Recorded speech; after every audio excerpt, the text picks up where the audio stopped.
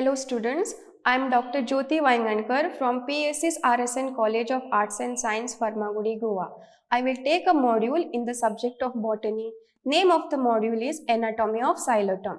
In this module, you will study anatomy of xylotum rhizome, anatomy of xylotum aerial shoot and anatomy of xylotum leaf. At the end of this module, you will be able to describe the anatomy of xylotum rhizome, explain the anatomy of xylotum aerial shoot and describe the anatomy of xylotum leaf. In the previous module, you have studied that the plant body that is sporophyte consists of a slender rhizome and an aerial shoot. The aerial shoots are slender, erect and they can be also pendant in epiphytic species. The lower part of the aerial shoot is smooth but the distal part bears small, scaly appendages and synangia. The aerial stems are photosynthetic and the general appearance is xerophytic, although the plant grow in very moist environment. Now let us study the anatomy of rhizome. Anatomy of rhizome. Transverse section of rhizome shows an epidermis, cortex, endodermis, pericycle and stele. The epidermis is indistinct and gives rise to two-cell rhizoid. The cortex is many-layered, parenchymatous and divided into outer, middle and inner regions. The outer cortical layer is parenchymatous and shows the presence of mycorrhiza. The cells of middle cortex are large, parenchymatous and contain starch grains. The cells of the inner cortex also consist of parenchyma and are usually dark brown in color due to the presence of phlobaffin, which is an oxidative product of tannins.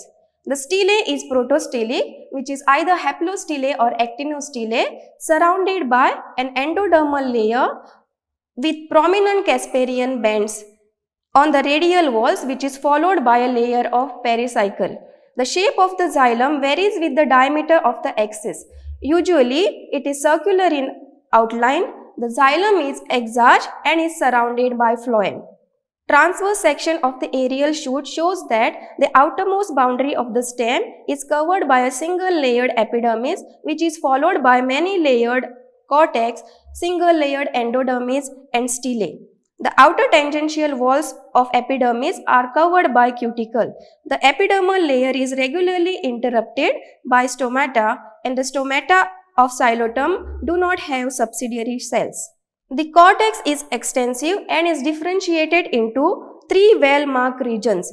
The outer cortex made up of thin-walled, slightly lobed, loosely arranged chlorenchymatous elongated cells with intercellular spaces which is present just below the epidermis. The region is 2 to 5 layered in thickness and the cells contain chloroplastids and starch grains.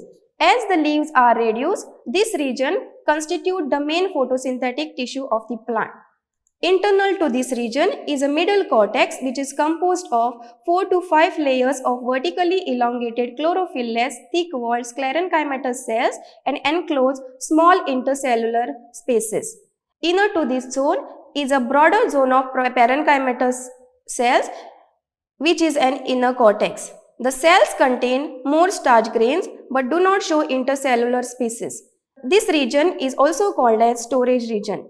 The cortical tissue is limited by a single layered endodermis whose cell shows distinct Casparian strips.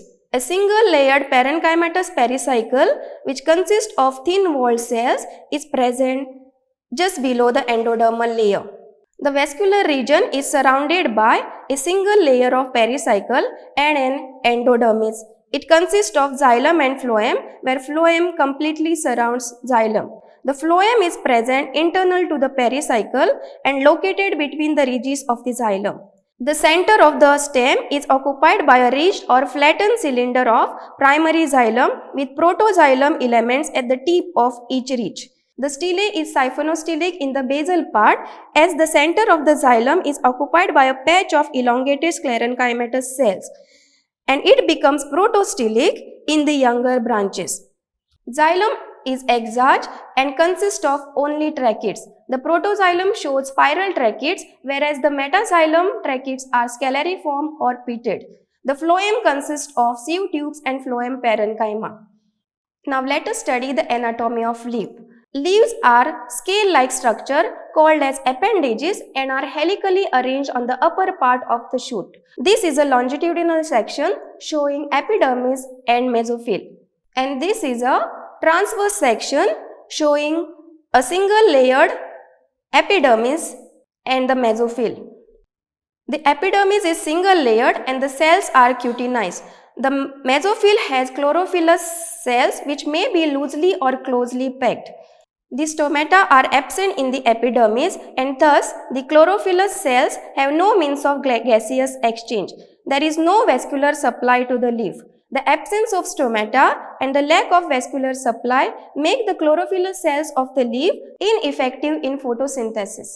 These are the references used for the preparation of module and these are the additional references. Thank you.